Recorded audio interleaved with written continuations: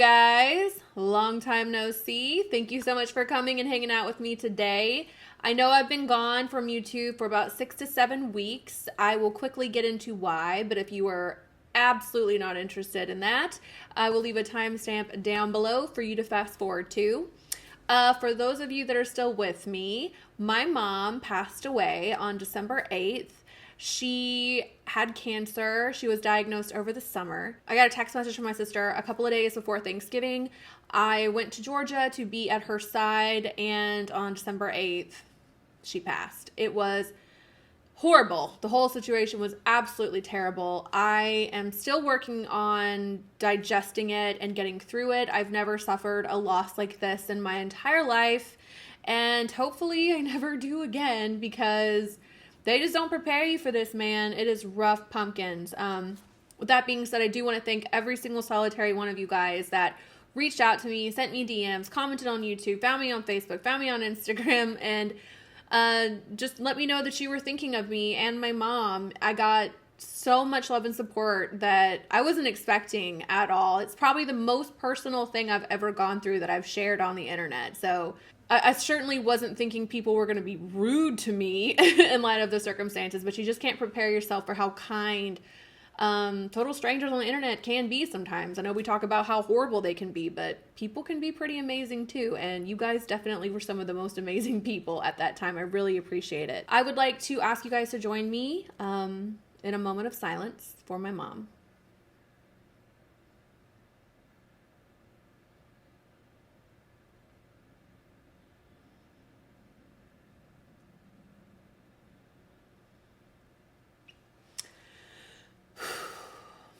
Love you, Mama.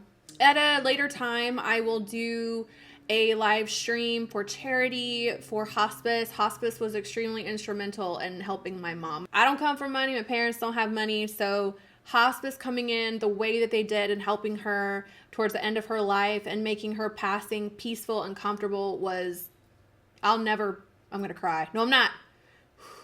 I really want to give back to that organization because it is a nonprofit and we couldn't have done it without them. So stay tuned for that. I will give lots and lots and lots of notice before that live stream happens. Speaking of live streams, if you want to hear the whole story about what happened with my mom, it is on Patreon. I did a live stream with the patrons. It's where I felt most comfortable, kind of ugly crying on camera. I didn't want to do it here. So Patreon is going strong. We're in our 4th or 5th month of it. Lots of fun content over there if you're interested. And then that sad story also, if for some reason you want to hear it. All that being said, let's get started on this video.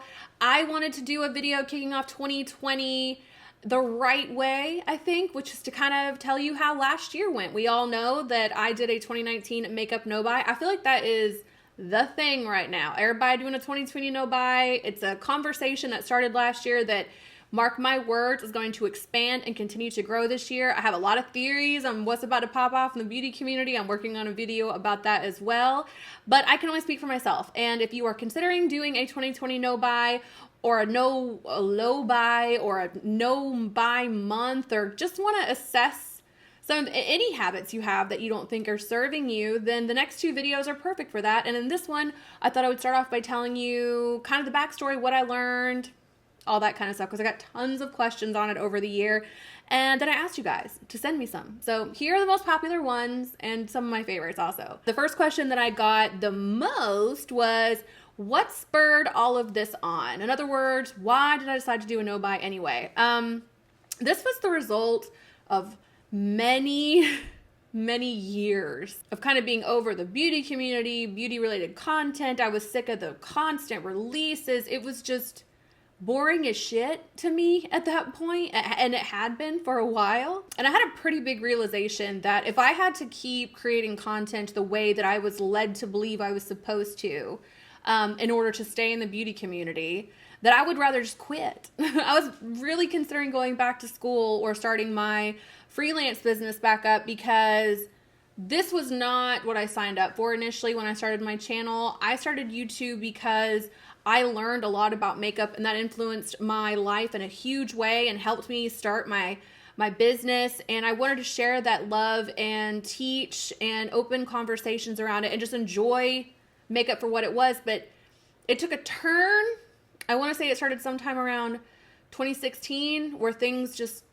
went in a different direction, and it felt very formulaic in that everybody was doing the same thing. In order to be successful, there was like this mold you had to fit into. And if I tried to do that, which was essentially like a constant circle of videos, like you would see what? Monthly favorites, or a haul, or a full face of first impressions, or a PR unboxing, excuse me, or entire videos dedicated to one makeup item. And I kind of like played along with that for a while, but I hated it. I was so bored making the content, and it wasn't even doing well at all. So when 2019 rolled around, I was like, I need to make a change. I'm not happy with this. I'm gonna give it one more Hail Mary and try something new. And it was the nobuy. That's what I decided. Everybody in my life thought I was crazy and that it was a bad idea. I be knowing. The next question I got was about the rules I set, or the parameters.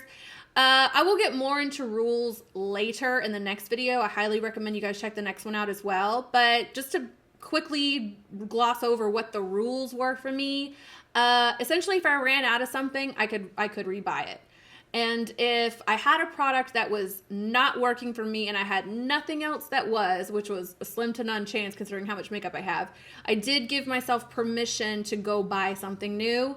That wasn't also an excuse to go buy 20 new concealers because the one I have now isn't working good enough. Like, I had to be realistic. I set the intention. I needed to show up for myself. So that was really the only rules I had. But once again, if you want to know more about rules, next video.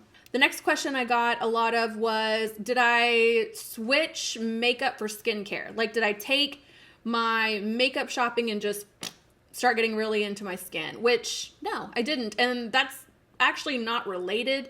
I didn't decide that I wasn't going to buy any more skincare. I just went to the dermatologist last year because I was tired of spending so much time and energy trying to get my skin under control. I had done everything I thought I could do. Nothing was working. Don't even want to think about how much money I spent on skincare. I don't. I know how much money I've spent on makeup, roughly. Don't want to know how much I've spent on skincare. Yeah, I went to the dermatologist once, and my skin's been perfectly clear and giving me no problems ever since. It's been kind of incredible, life-changing. You guys know I'm not a big fan of Sephora skincare. I will be doing more skincare-related content this year. Spoiler alert, if you don't want to watch any videos of mine about skincare, I can condense it down into one tiny sentence, and that is, leave it alone. Leave your skin alone. It doesn't need all the shit.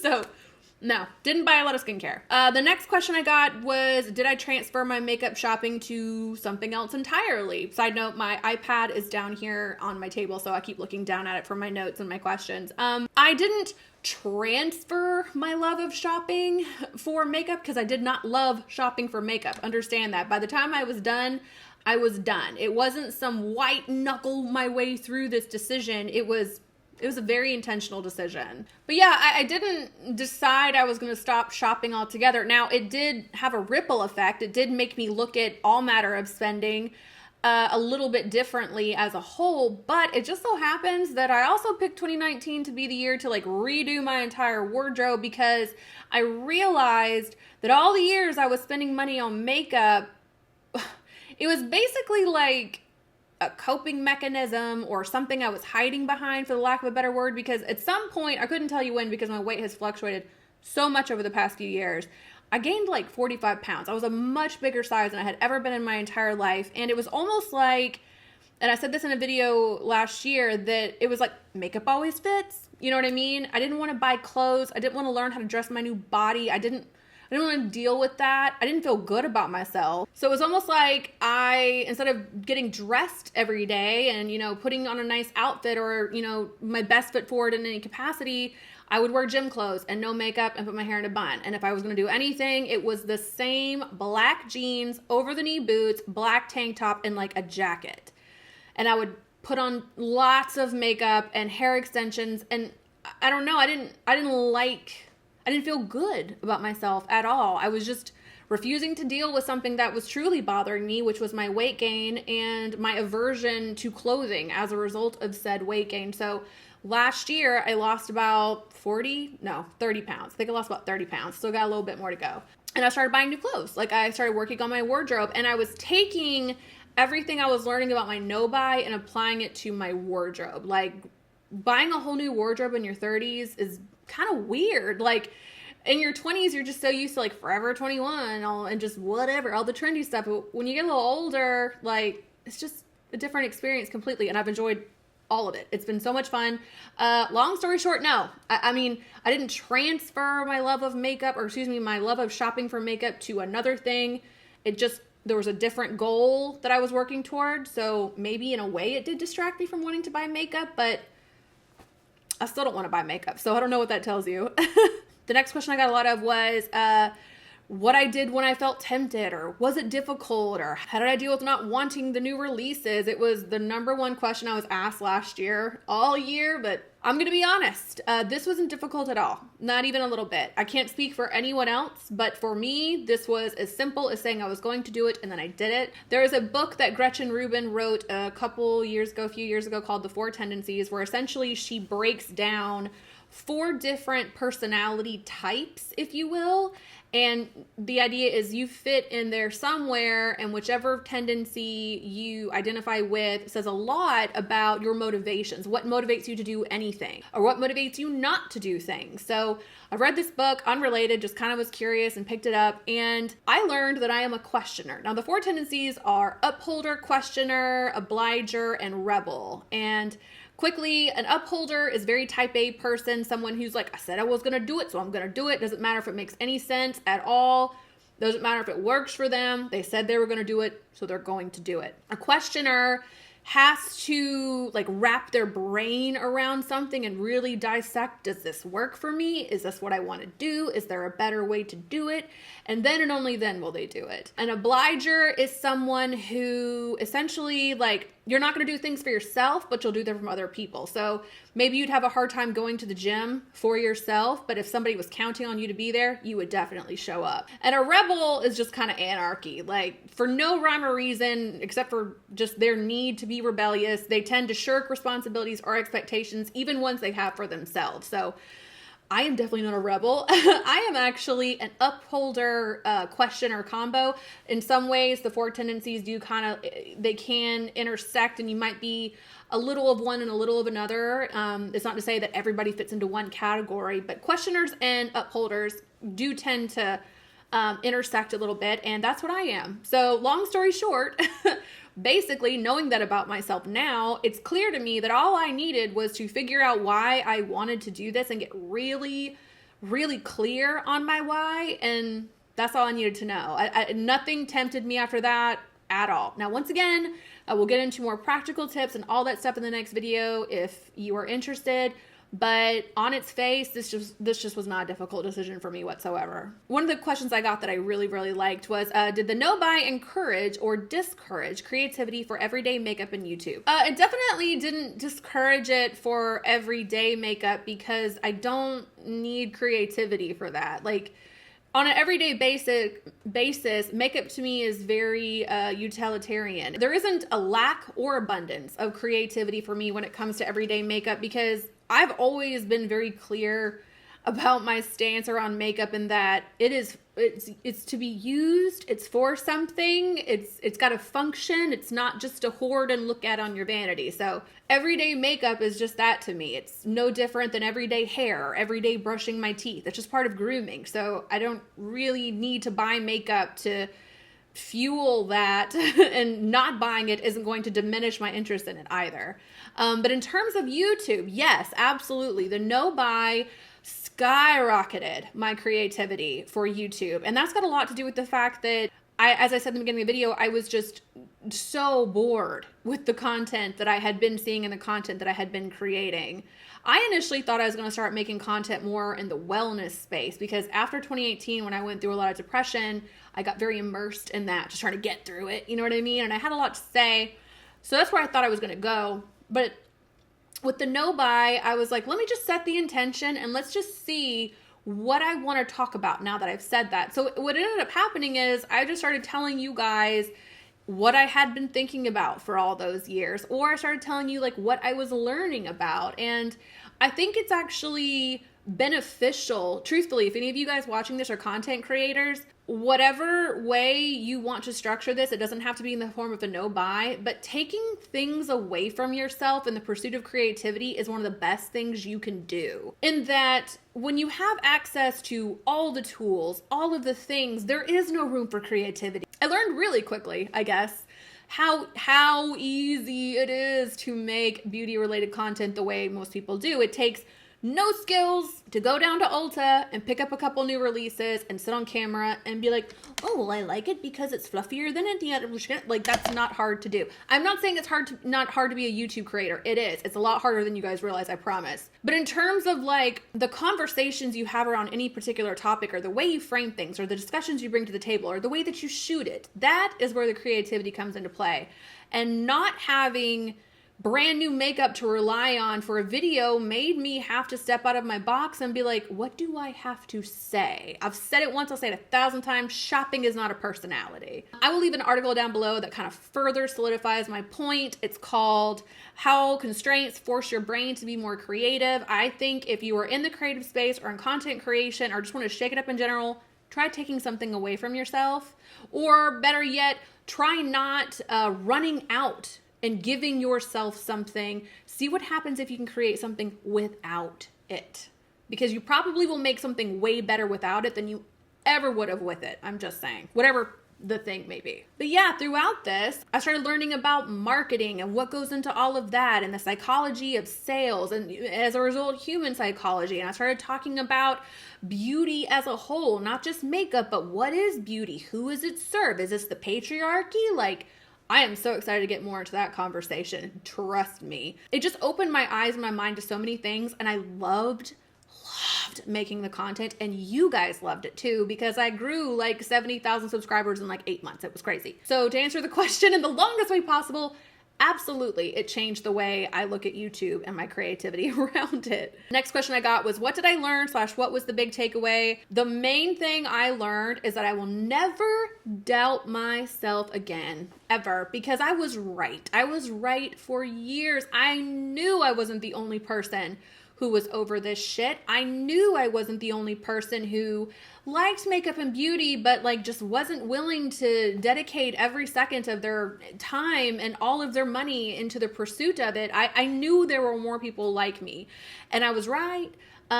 Where there's one, where there's 100, where there's 100, there's 1,000. Like, that's just the way I look at social media now. There is an audience out there for you.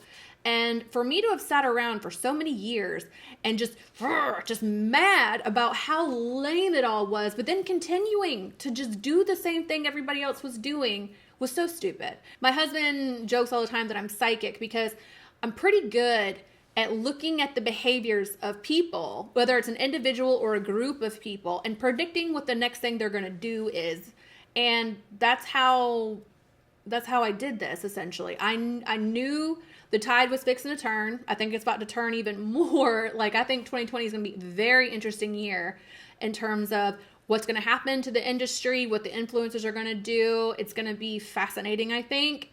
So I know that moving forward, if I have a hunch that something is going to do well, or I have a hunch that there's a conversation that needs to be had, I'm going to jump in and do it. And honestly, learning to trust your gut is a skill set that some people never develop. And I'm really glad I did last year. That was very helpful. The next question I was asked quite a bit was, what was the first thing I bought when the no buy was over? I still haven't bought anything. Granted, my mind has been extremely preoccupied with other things, and I do have a little wish list going of some stuff I do want to pick up and some things I need to replace, but it wasn't like January 1st hit and I was like, shopping! Like, that's not what happened. I still haven't bought anything new. This leads to my next question I got a lot of, which is, will I keep this up? Am I going to do a 2020 no buy? I mean, yes and no. I could definitely do another one, but I don't know if it would be like some big sweeping declaration. It would just be the way I live my life now. I am getting ready to do a massive makeup purge. Massive. I'm going to downsize my vanity. I'm very much so downsizing my collection. I know now, after a year of only using what I already have, I know now better than ever exactly the types of products I want, exactly what I don't, and I don't want to bring anything else in here. I don't know how that's going to affect my content because most if not all of you guys are here for the beauty related content, it will be framed differently. I will probably do some reviews here and there. I might bust out a favorites or a haul, who knows, but it's not going to be all day, twice on Sunday, makeup beauty, like that's forever gone. But I'm always going to bring a level of intention and a level of care towards my purchases about and surrounding makeup in a way that I wasn't before, because let's be clear, that shit is just sitting there slowly decaying every day, and eventually I got to toss it out, and it was once money. I am forever changed in that way, and I think it's a discussion that needs to be had more of. You know, one of my main things with the beauty community that I've been very critical of, and it's not even just the beauty community, it is the beauty industry, and the beauty community is a symptom of that. But I don't like this narrative that we're pushing on women and young girls, that the way you look is all you got to offer and spend all the money you have on it. Men don't have that preoccupation. Men don't have that distraction, and they're doing a lot of other shit that we are not. And I don't think that's our fault, for the lack of a better word. I think that's a lot of the patriarchy. It's a lot of conditioning. Beauty is a commodity. Very clear to me now more than ever of that, and can't wait to get more discussion. So yeah, long story short, very changed by all of it, and it'll never be the way it was ever again. I promise you that. And the last question I'm going to answer is, what is the number one regret you had for doing a no-buy? And that I didn't do it sooner. That's really it. I would have done it a million years ago if I knew that it would be as cathartic and helpful as it was. So those are my experiences with the no-buy. I thought it'd be good to put this up in case you are trying to decide if you want to do one at all. Sometimes it helps to know what you stand to gain from it. And this is pretty much the most life-changing decision that I've made. It's probably since I decided to get married. I know that sounds like really rowdy, but it changed the trajectory for so many things for me. As a result of going on the no-buy, my channel grew like crazy. I started a podcast, I started a Patreon, I have a Facebook group. Everything in my career as a social media influencer has been better. And that's an energy I can't wait to continue on in 2020 with you guys. So I hope you enjoyed this video. Make sure you stay tuned for the next one. I'm literally turning the camera off and filming it. And once again, sorry I was gone for so long. I am back, and I gotta make mama proud this year, y'all. Gotta do it for mom. So anyway, I hope you guys are having an amazing day. As always, thank you to the patrons. You guys are dope. We didn't even get any content over there for you guys in the month of December at all because of my mom's passing. We're doing live streams over there for the rest of January to kind of make up for it, and then regularly scheduled content will continue over there come February. Yeah, so lots of cool stuff coming in 2020, you guys. I cannot wait to take this journey with you. I hope you are doing absolutely well. I love you all, and I'll catch you in the next one.